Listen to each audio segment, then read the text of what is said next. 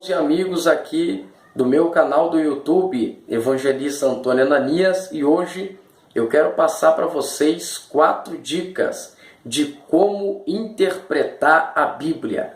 4 dicas de como fazer uma interpretação bíblica.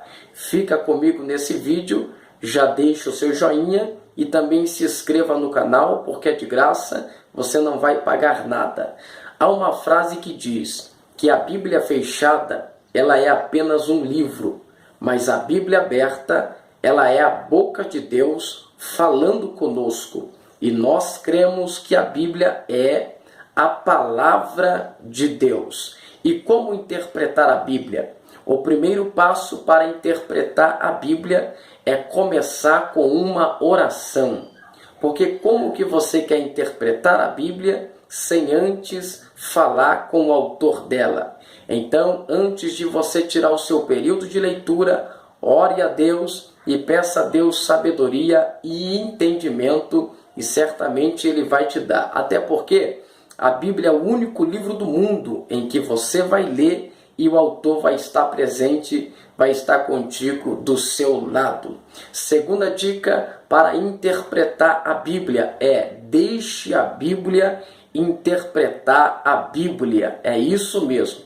Quando você estiver lendo a Bíblia, você vai se deparar com alguns textos obscuros da Bíblia, de difícil entendimento. E aí, você não pode colocar o seu ponto de vista sobre aquele texto, porque a Bíblia, ela já tem a sua própria interpretação. Eu vou dar um exemplo aqui para vocês. 1 Pedro, capítulo de número 4 e verso de número 6, Pedro diz que Jesus pregou o evangelho para os mortos.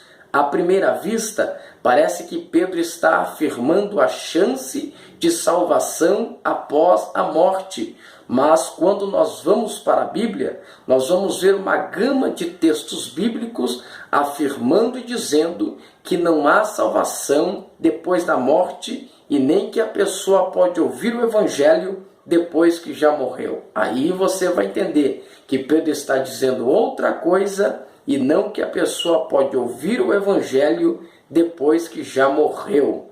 Terceira dica para você fazer uma interpretação bíblica: analise o contexto. O que é o contexto? É aquele que vem antes do texto e depois do texto.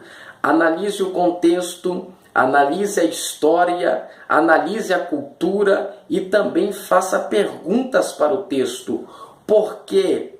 Quando e para quem? Por quê?